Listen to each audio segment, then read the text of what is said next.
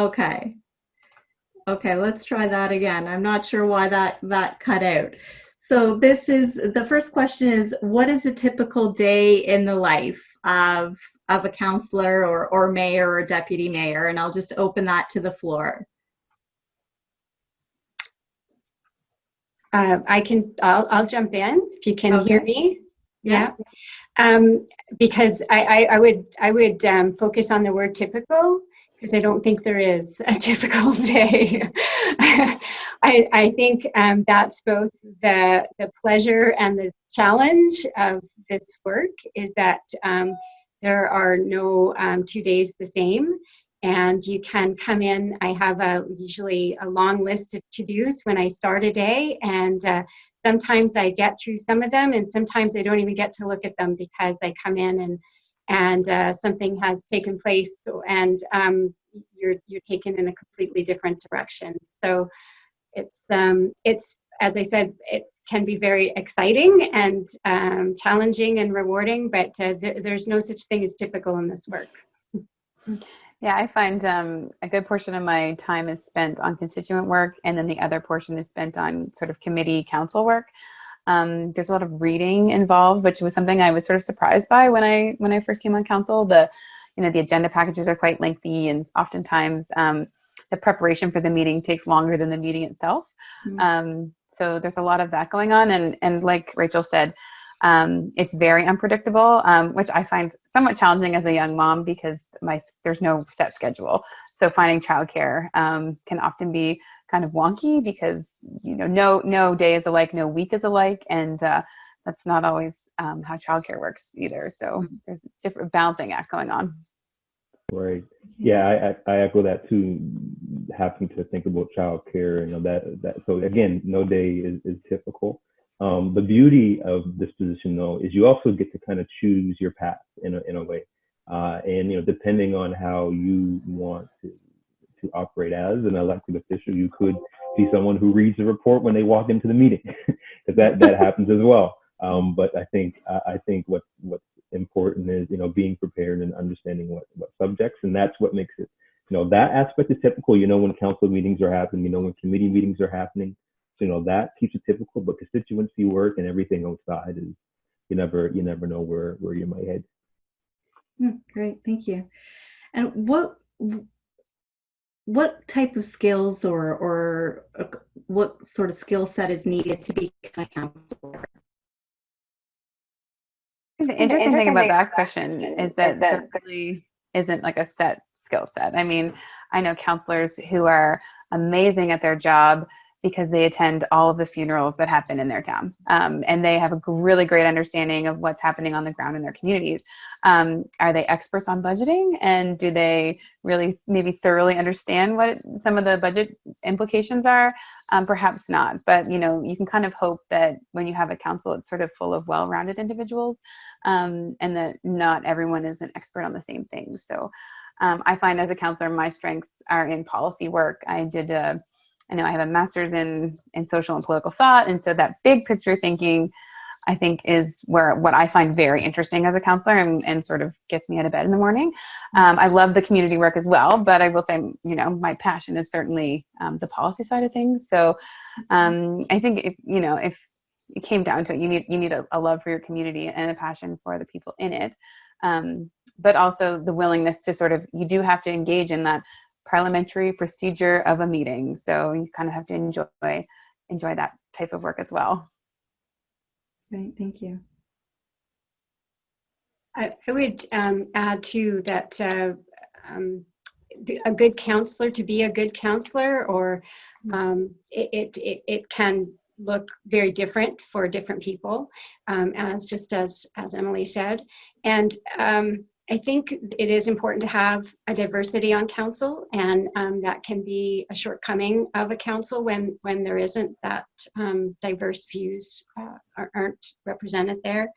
And I think the type of counselor you can be is up to you. So someone had asked me, or I'm often asked, how much time do I need to devote to this job? And my answer to that is, how good a counselor do you want to be? because I can spend, 60, 70, 80 hours a week at this job and still not get it done because there's always more work to do. And so I think if as much time as you can devote, the more you will get from the work as well. And the more your community will get from as a benefit from what you do. I would add some skills that I think are important, because I honestly I wouldn't add anything to anything that Rachel and Emily said. But if I was to think of skills that have helped me, time management is one. Whether it's something where you're going to use your time and spend it at funerals, or you're going to use your time to read reports. But just understanding how you use that time is very important, because what I try to do is I'll block pieces in my calendar just to do phone calls and emails. But that one phone call might take that whole hour and a half, 2 hour slot that throws off your whole day. So, it's really about time management and also being able to adapt, because you never know when a meeting might be called. You never know when an emergency with a constituent, you got to go in front of their host and look at a pothole that just broke their axle. You never know. So, for me, time management and also just understanding what types of counselor and how effective you want to be is and effective can be depending on where you're at. But it really comes down to you and understanding what you want to do. Yeah, that's great. Thank you. And just building on that a little bit, we have a question around how do you provide effective representation, especially for those voices that have not been historically heard? Yeah, that's a hard one, and this is one that I talk about all the time. And honestly, I got on council for that reason, because we realized that when you start looking at the folks who are not represented in government, whether that's people who are African Scotian or Black, Indigenous, Mi'kmaq, women, first, second, third generation immigrants, newcomers. These are all folks that are not represented at the level of elected official. We change that, and one way is to run, which I hope that folks who are in here are doing that. But it's also to engage the folks to vote who are usually not taking part in our systems, because our systems there are some systemic issues with our systems that make people feel, and there's also actual evidence that shows that folks do get left behind with our governments. So if you feel that way, and if you've seen it and experienced it, you're not going to want to be a part of it. So how do we get to a place where, if it's not changing it, it's trying to engage and find out what is needed. Yeah, and on one of our other sessions, we had Councillor Wayne Talbot from the town of Truro say that women have increasing the representation of women on municipal councils has really been a success story of the past number of years. And perhaps other groups, can learn from that, or if there is a playbook, or someone should write the playbook, or what happened to lead to that sort of success in increasing representation of women. And I don't know if Rachel or Emily want to comment on that. I can add a little bit. One thing that struck me as Lindell was talking was that one thing that is hard to change is the structures that we exist within. So these political organizations that are policies and these rules that are very entrenched and that are very historical and very difficult to change. And these structures were designed by one group of people, and so other people that are other find it difficult to fit into those structures. And an example of that would be some of the work I think that we've done in Kings County of trying to make a council table more family friendly, and trying to adjust those structural barriers. For example, like the meetings tend to be in the evening and go late, which can be difficult for someone with a young child. You know, so in Kings County, for example, we provide expensing childcare. So anyone who wants to participate with young children can actually claim it as a business expense like they would mileage or meals, which is sort of one of the ways we've tried to adjust our structure. We also have made it explicit that, you know, breastfeeding and infants are welcome in council chambers. And so we've tried to make not just the building, but the structures and the policies a little bit more family friendly. But it really does go back to what Lindell said about having those voices around the table to begin with, because I can pretty much guarantee you that none of those changes would have happened if there weren't 2 young mothers on our council, because simply they wouldn't need to change. There would be no impetus to push that type of change forward. But, you know, I had two babies while on council in the last 4 years, and my colleague Meg had another, and it was just part of everyday life, and just us being present in the room change the conversation. So that's why it's so important. We've made some progress in terms of having women, but primarily white women, get access to the table, but we just have to make more room and engage those diverse populations, because we've made some progress, but really, you know, it's just been okay. More work. Yeah. Go ahead. I'd like to add to that too, if I could, because I think you just to emphasize some of the points that you've made, and a little bit more perspective is likewise making room. I think that was a great comment, Emily, and I think that speaks to the reason I'm leaving. I'm a woman, and I am in a leadership position in municipal politics, but for the past 12 years I've been the only woman on Lunenburg Town Council, and I think it's almost though, oh well, the female voice is represented, or I don't know what the sentiment might have been to have that reality be as it is, but so be it. So there's lots of work to do still when it comes to that, and something that Lindell mentioned as well is engage people. In order to be the best representative you can be, you need to listen. In an old cliche, have 2 ears and 1 mouth, I think is really worthwhile recognizing the value of. But also in addition to that, and actually to facilitate that, you need to reach out and find people. You need to go out where those others are in your community, because they are not likely to show up at a meeting or to call you to express their opinion. You need to, as a representative of the community, find members of the community to really determine how they feel about things, and get their input. Great, thank you. There can be a lot of contentious issues in politics, obviously, and local politics as well. So just shifting gears a little bit, I wanted to hear from you 3 around how you handle conflict on council. That's tough. No one's jumping out for this one.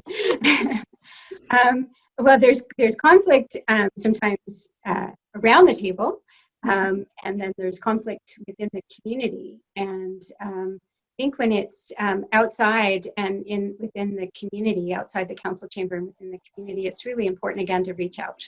So often controversy starts. Most of the time comes down to communication of some sort, either miscommunication or misunderstanding, or no communication sometimes is worse.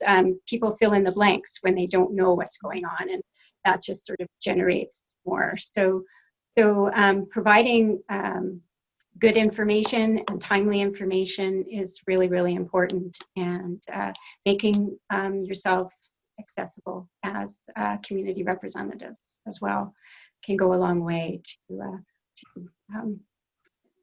de-escalating whatever might be rumbling about in the community. Great, thank you. Yeah, for me, I'm very fortunate that around the table, we are pretty cordial as a council, and even when there's conflicting opinions or more contentious votes, afterwards, I can say that we kind of leave it in the chambers is what's said. We don't, we can have a contentious item come forward and then go eat supper afterwards, and no one's even, it's not even a discussion. It happened in chambers. What happened there, and don't really take it home. It's been a little bit more controversial with some other things that are happening, personalities, with us in particular on council, and that has been something, not much of a conflict piece. But you're right, Rachel, when it comes to community conflict, that's a whole another ballgame, because you're working outside of the conflict between a bunch of politicians. Most time they're trying to make sure that it doesn't become a scene, so there's not a news story. But for folks in the community, it's their livelihood. It's something that's happening, something they care about, something that is affecting them, and they don't care. They actually want to become a news story. So the conflict is sometimes welcome. Then how do you address it, and how do you sometimes get rid of it, or just get people to a place where it's not a huge issue? It's difficult, and it takes if we were to put a skill on it, very patience and understanding. And I think we all get elected because many reasons, but one of them is that trust from the residents to know that when there is something, they can come to you, and hopefully that is what most residents are saying when they cast a vote, is they know that when they need something from this person who's going to represent them, that they'll if not get an answer, at least know that they've been heard. Yeah, I would second what both of my colleagues have said, and just being honest, and when there's community conflict, honest. And I often say sometimes when there's decisions, it feels like there's no right answer, and that is the worst position to be in as a counselor, when you have two bad options. And it does happen, and it can be really heart-wrenching, being in a position of responsibility when that does happen. So being honest and forthright with my constituents has always helped me navigate those types of situations, and explaining where I'm coming from, and always just be willing to pick up the phone, even when it can be often very scary when you're calling people back who are upset with you. But I often find it's usually only scary for the first 30 seconds, and then you can sort of come to a place where you have a respectful conversation, and generally we both leave the conversation feeling better about it. And in terms of on council, I will say, I have a love-hate relationship with the rules of order. I think they're sort of rooted in a sort of patriarchal type of interacting with one another. However, I will say one of the benefits of the rules of order is it puts everyone on the same footing, and that you get all an equal an opportunity to speak. And if you cross the line, if you have a good chair, that person is ruled out of order, and it forces everyone to behave to the standards of the code of conduct. So the rules of order are a good tool, especially if you have a good chair enforcing them, in terms of if there's conflict in the chambers, that it does stay respectful and stay not personal, I'll say. Great, thank you.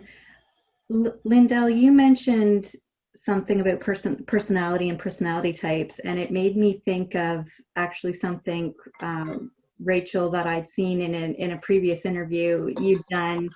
You talked about not being, maybe, I don't want to put words in your mouth. I got from it that you maybe are a little more introverted in terms of personality. And so this was out of your, a bit of outside of your comfort zone, or politics it might be a bit outside of your comfort zone. So I'll start with you, but I'll ask the other panelists too. What part of this has been, an opportunity for personal growth, or maybe a challenge to a side of your personality that's, wasn't an immediate fit for being an elected official? Yeah, that's a great question. Yeah, I do remember saying that. I'm not sure where though, Danny, where you picked that up from, but I very much behind the scenes, kind of roll up your sleeves, kind of get the work done. That's been sort of my MO prior to going into politics. It was a real stretch to put myself out there in this very public way. And I don't think that's uncommon, especially you know, if I can generalize a little bit for women, and probably likely for other marginalized communities as well, or groups of people. But so it was, yeah, it was the part that gave me much angst was, you know, public speaking and being in a public forum and all of that front-facing kind of stuff. I really was passionate about the community and wanted to get stuff done and do positive things, but it was a real steep curve for me to be front-facing and then to step into the mayor's role, where that was very much an everyday part of what I'm expected to do. So, but extremely rewarding. I don't know of another area of work where you can get the diversity of experiences and the opportunities to meet people and to be involved in the range of issues that come before you as a municipal councillor. It's really quite extraordinary, and I would recommend it highly. Right. Yeah, I would say it exposed one of my flaws in that I have a really hard time saying no. And so when there's lots of people asking you for things, it can be really hard to tell them like that, oh, I know I can't sit on that board because I already sit on 50 or you know, no, I'm not going to vote the way you want me to because that's not what I believe in. And so it has really reinforced my ability to have conviction and also confidence in my decisions. That's one thing. And I mean, I was 25 when I decided to run, just 26, I think, when I was elected. So I was younger. And so I you know, recognize I've matured a lot in the last 4 years. But yeah, having the confidence, I guess, in my own ability to make judgment calls and my own decisions. And I don't think I always make the right decision. I don't always know what the right decision is, but I sort of have confidence that I can weigh all of the different variables and sleep at night, you know, at the end of the day, that I've settled on something, and that's what I'm sort of promised myself that I'm going to stick with. And that's been really interesting. And I think that comes with experience and a little bit with age. But also, sort of like Rachel said, like the job itself, you're surrounded with people who are kind of cheering you on, and that's one thing I wasn't expecting, is that when you run for an election and you get to the table, you often have a team of people that sort of believe in you and that vote for you and that want you there, and so that can also be really confidence building as well. Great, thank you. Lindell, did you want to add anything to that? That was right on. So I won't even attempt to continue the great points I already made. Okay, great. What was one of your biggest successes so far, and how did it make you feel? Maybe Lindell, we'll start with you. Sure. And that's a good one. I guess making it through is a big success. Surviving. I'm still here. A few extra grays, but I'm doing okay. If I was to pick a success, because what I wanted to do my first term was really look at policy and having that policy set up what we're looking at in the future. So for me, my one would be that council accepted us having a social policy or developing a social policy framework or lens for our decisions. We're currently, you know, hopefully if I get back, I'm reoffering. We're currently finishing what that will actually look like. So we really won't see it. The next council is going to really be the ones who are going to be framing what that means. But, you know, this council did accept the framework, which means that we are going to be making policies that have a social lens, and really quickly what that means is, you know, something simple as when we're doing procurement, you know, most times it's lowest bidder gets whatever it is, and what we're going to do in the future with procurement is that's part of it, but also are we looking at the environmental impact? Are we looking at how this could affect communities and neighbors? Are we looking at the company itself? Do they pay a living wage? Do they have a diverse workforce? And what, do they give back to community? So, it will be more work, and we might see some contracts be a little bit more expensive, but the overall goal is you'll see better involvement from neighborhoods, from businesses, because now they kind of have to say, well, if I really want this contract, I need to really be thinking, what are the good things we're doing? And so for me, that's a positive win, and hopefully get to see it kind of come to fruition next council. Great, thank you. I think for me, one of the biggest successes was, and it's more of a sort of a broader one, but it's sort of bringing back good decision making to our council. So prior to my election, there had been some turmoil on the council, and it sort of felt much more political. The decisions felt more political. And I would say in the last 4 years, we've worked really hard at sort of defining where we want to go and making sure that every decision we make helps us get there. And I think that's a really hard thing for a big organization to do, because there's a lot of moving parts. But I hate throwing out the word strategic plan because I feel like people's eyes sort of glaze over, but we have these priorities and we do not make a decision if it doesn't address one of those priorities. And if it doesn't address those priorities, then you have to explain why. So why are we committing funding to this if it doesn't meet our goal of having strong communities or environmental protections or financial sustainability? So it's really satisfying when you make a decision and you can sort of trace back through how you got there and why we're going in this direction and how we came to that decision and all the information we have. I think that's been something I'm really proud of, because it's made my life as a counselor much easier, because I can sort of justify, I feel like I can justify things, the direction that we're going, with back it up with information and with past decisions. So that's been really cool. And the other thing that is a little more specific would be our municipal planning strategy. We had been rewriting it for like 10 years, and countless, councils, it had gone through councils and committees, and really, I mean, we went through like 140-page document as a planning committee, line by line, policy by policy, and it took forever, and it felt like climbing a mountain, but when we finally got there, it was really satisfying. Great. That's great. Yeah, it's difficult to identify one. I think in general, I'm just very pleased and satisfied that the community is, despite current COVID circumstances, during which everyone's struggling, of course, to a certain degree, but Lunenburg is in a good place, and I certainly don't take credit for that. It was in a good place when I joined council, and to be able to be a part of the team that continued it into, in a positive direction.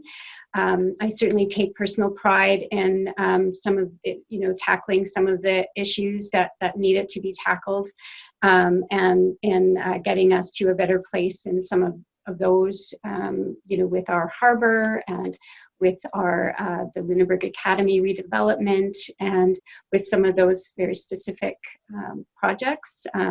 Also pleased that we're tackling more social issues, and I'm proud of starting to raise the Mi'kmaq Grand Council flag, the Gay Pride flag, that we're starting a racism awareness and addressing that issue with a special committee as well, still in its infancy, but all of those things weren't on the radar of current councils, and so we have moved those social issues onto our agenda and are making progress in those areas as well. So Great. Very satisfying.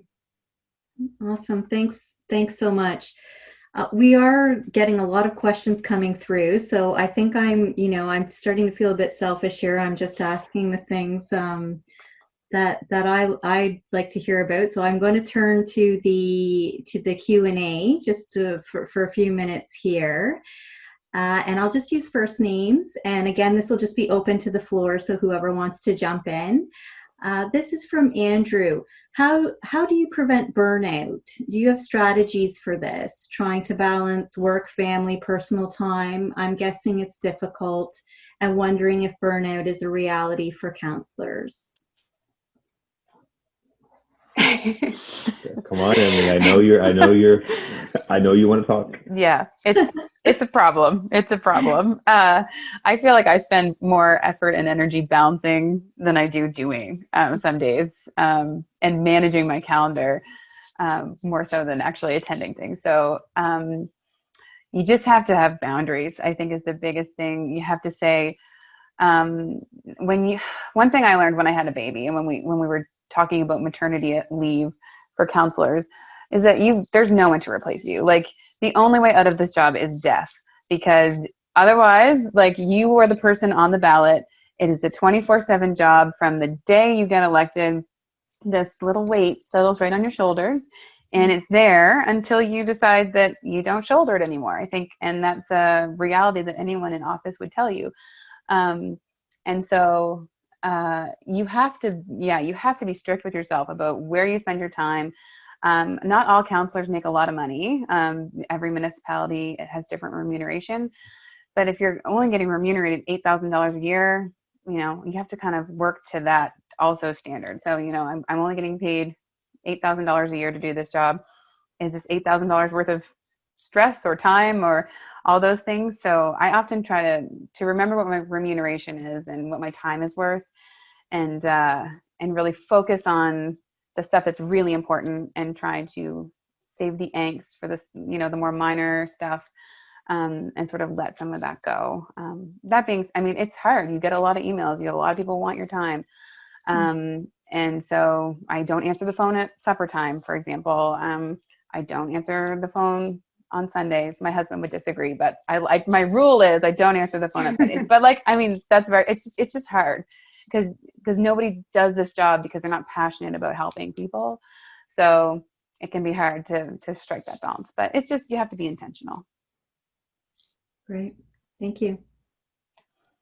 Well said. And I certainly don't have the same challenges that Lindell and Emily have with young families. That's intense, and children need your full attention at times, and I'm into the grandparenthood stage, where it's a little easier. I've got don't have the childcare concerns. So for me, it's more personal time, and I know fellow counselors in rural and small town areas, a lot of them work full time or part time even, and so it's difficult to get committee meetings in sometimes, because the council is trying to work around everyone's schedule and that kind of thing. So it's not easy, and I don't think until you're in the job you quite realize how demanding it can be. So there needs, as I think that was a good word, Emily, say intentional. You have to be intentional about devoting time to what needs to be done for your council responsibilities, and also ensuring for your own sanity and well-being and the welfare of your family. You have to devote time and make sure that time is given when needed to that as well. Yeah, good point. And just to hit it more is the boundary piece. Like, that is so important. And for me, same thing. I try not to do much on Sundays. I might do some emails just to prepare myself for the following week. But I have to do late night phone calls as well. And when you set those boundaries, people know. People know, and they understand, and they most won't try to cross it. Because when they know that you have a family, or you don't call him on the weekends because he won't answer. They'll call you during the weekday, or also and again, time management is the key, and what your priorities and what's important to you, you make time for.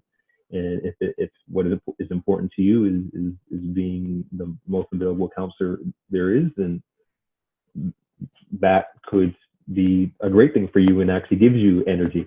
Who knows? But for me, my thing is having that balance and having a family and the professional or counsel time interweave very difficultly, but interweave so you do have that balance. So boundaries is again time management. Great, thank you. I'll just keep the tough ones coming here. This is from Pamela, and she's asking, my question is related to being a public figure.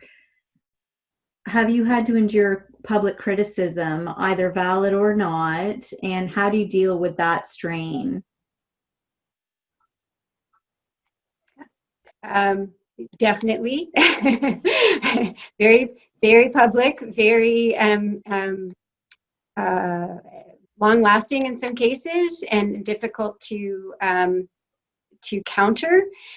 So I think you have to be, true, honest. To remember who you are. Remember you're not who people may think or what they put on you. You know who you are, and those who know you well know who you are. And I think it's really important to remember that throughout those difficult times, because they very well can happen in this role in public life. And you have to, I had to do, at one point, I did a very public televised apology. And I honestly got more goodwill out of that than I ever had, should I have sort of won the argument. So it's interesting how you are perceived by the public, because there is definitely an unseen kind of wall that goes up when you enter public life. People will talk to me about the town should do this and the town should do that, and I'm looking at them and saying, and almost forget that there are humans that are the town. So that kind of mentality, you just have to recognize is there, and not let it get under your skin, as difficult as that may be at times. Great. Anything to add? I remember getting elected and thinking, oh, now I can't wear sweatpants to the grocery store anymore. So, I mean, there's that piece of it too. That you sort of always have to be on, and that can be kind of stressful. I've, walking through town sometimes with my kids, and, one's throwing a huge fit, and, and I just like see someone I recognize, and I just, just very calm, and, you have to be on. And it can be exhausting, but I think Rachel sort of hit the nail on the head with remembering who you are, and you can kind of get mythologized in your community, for better or worse. And keep showing up all the time and being authentic, and that's really the only way to work through that type of the scrutiny aspect of things. You just keep being honest with everybody and with yourself. Yeah, and it's also important for those who are thinking, think about your personality and how you will take criticism, because we get it all the time. Some of it's warranted, some of it's not, and not just criticism, outright name called, and blatant lies about who we are and what we do, and these things that happen to politicians all the time. And until you actually become it, you realize like, oh wow, that actually is a real thing. I thought it was only on TV where people call you and say you're a terrible person and then ask you for something. But it's real. So for those who are thinking about it, also you got to do a little bit of self-reflection on yourself. And when someone does give you criticism, when somebody does speak to you in a way that might seem disrespectful, how will you handle it? And that will transfer to you as an elected official. And if you're somebody who's heated, people will know that and know how to trigger you. But if you're someone who's patient, then they know, calling you a name is not gonna get the response that they hope. Not echoing the responses and just adding that point is also thinking about you in how you operate as a person and deal with criticism and negative energy, because it comes and it goes, and that's just part of what we do. It's kind of, just to add to that, it's kind of a learned skill.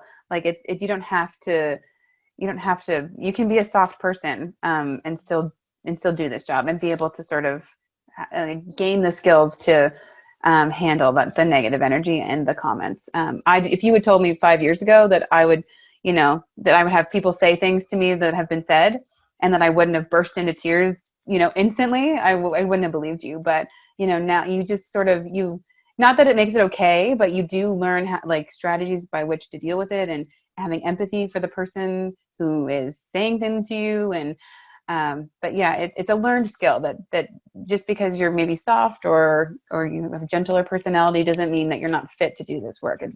That you can learn that.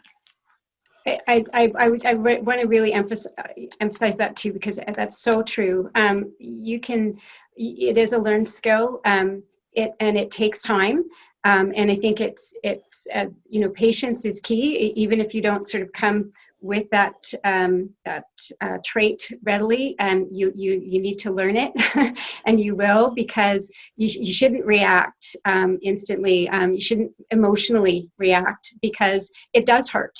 I say, don't let it get to you, but it does get to you. And I think it's that how you respond to that will ultimately define how it ends up. And so if you can learn to wait to respond, to steel yourself, recognize empathy is huge. Recognize that it's not always to you. The person is angry, and you just happen to be the target of the venting and the ranting or whatever that person needs at that time. And you can learn not to take that personally, and to look at where it comes from, and address the real issue that's behind it. Great. Building on that learning aspect a little bit, we have a question from Shavaz asking, do elected officials get training or PD and professional development over the course of their term? I can address that a little bit. So as a councillor, you're part of, every municipality is part of the Nova Scotia Federation of Municipalities, and there's a lot of opportunity through that organization to learn new things and to network and to make friends. I think I consider both Rachel and Lindell friends at this point over the last 4 years. So you build those connections, and that's probably the most useful part of the conferences and everything is having people. It's a very unique situation. It's a very unique job. And so having people that can relate to the things that you're doing is important. But yeah, there's nothing really that can prepare you for it, I don't think, until you really get there and start doing it. There's not a lot you can kind of do to prepare, other than knowing the rules of order and understanding the basic services that municipalities provide. But there is opportunities through that organization and the Federation of Canadian Municipalities as well. Yeah. I was just, we always have an orientation, and there's quite a lot of information that's compiled to share with new councillors. But often it's hard to absorb it all at the beginning. So you do have to learn a bit as you go, because you can't possibly sort of figure it all out, even with that pile of information that you're given. And networking is incredibly important. I must say, I think these opportunities like this are helpful. I think it's helpful to talk to other people who've done the work and get a better sense of what is involved, because it's very difficult until you've actually done it to have a full appreciation. But NSFM is wonderful, and it is a great opportunity to network with other folks and to share ideas and to get ideas and to I've gone to every conference that they've held spring and fall throughout my term in office, and I come away invariably reinvigorated and with fresh enthusiasm and fresh ideas every time I do, and so it's very worthwhile to do that. Great, thank you. I'll put a shameless plug in for the College of Continuing Education over at Dalhousie's local government program. I'm not sure if I'm allowed to do that, but Lindell, did you want to add anything? It looks like he might be frozen. Oh, okay. Yes, it does. Yeah. Mm. Okay. Well, we'll carry on while he reconnects. Let's switch gears a little bit. Yep, there he goes. He's going to try to reconnect with us. Let's talk a little bit about budget and money, municipalities and money. We have a question from Jack asking, how do you bridge the gap between the substantial challenges facing municipal governments and the limited legal and financial resources available to you? Am I back? Check 1, 2. Am I Yep, here? you're Okay. back. I actually got kicked out a second ago. Yeah. Sorry. So I don't know what happened. That's okay. Yeah, we're just taking another question from the audience, and it's around how do you bridge the gap between the substantial challenges municipal governments face and the limited legal mandate and also financial resources available to you? Right. That's a great one. I'll piggyback to make up for my lost moment.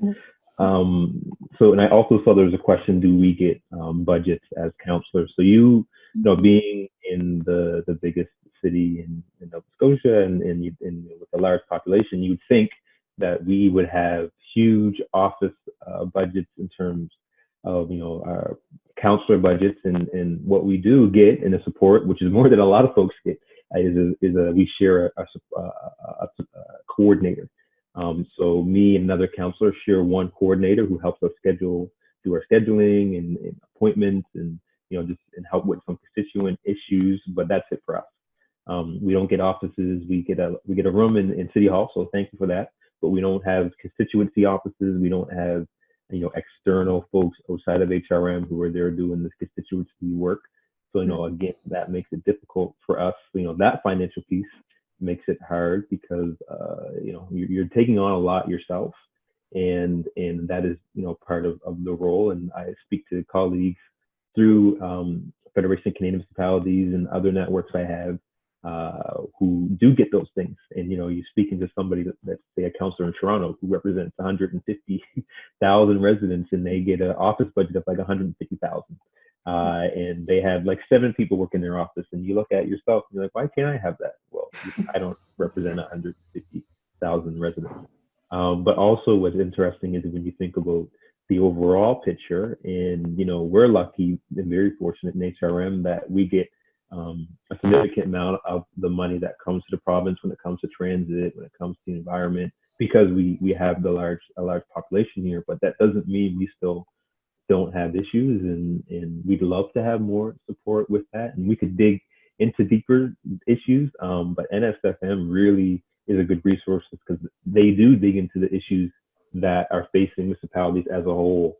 So when we're talking about like where the cannabis money goes and how that gets trickled down to municipalities, we're talking about the housing money, and you're talking about the environmental impacts and how that money gets brought down to municipalities. NSFM is the advocate body for that.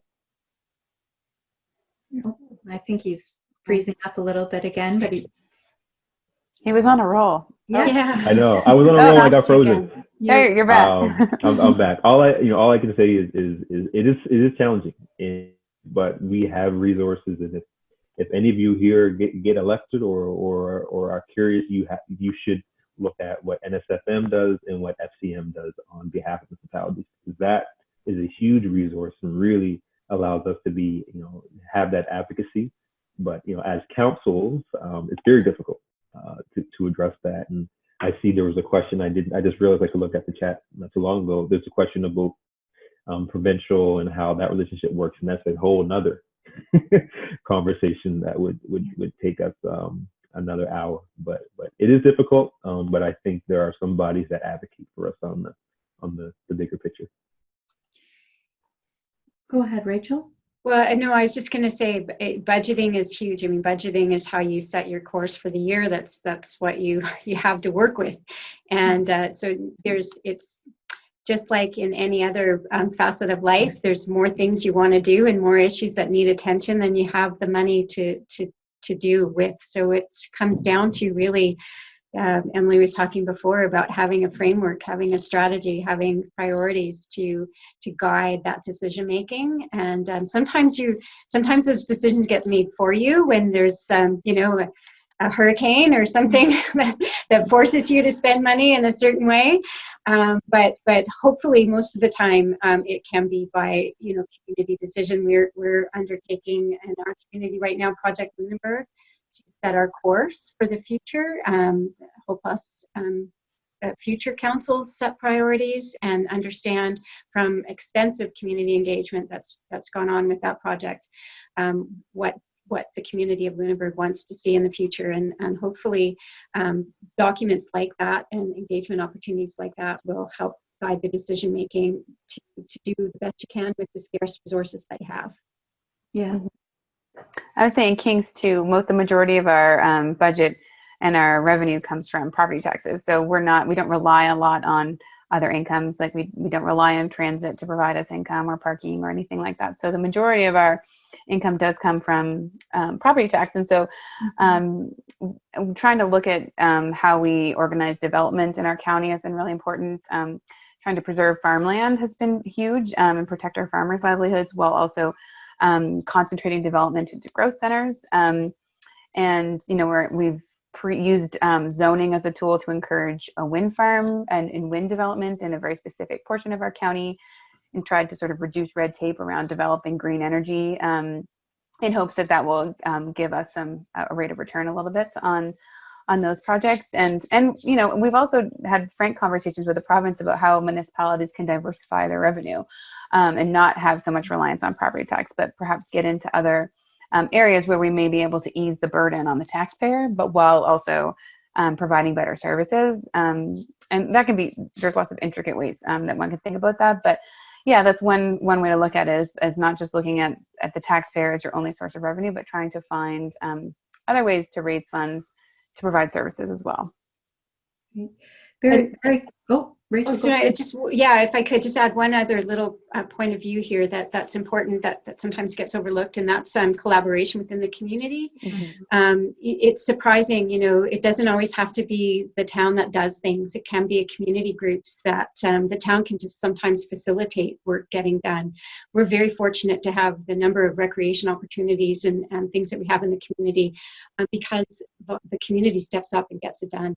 And we wouldn't have that without them. So it's very important to realize that there's lots of empowerment within the community itself, and the town can be open to collaboration in lots of creative and positive ways. That's great.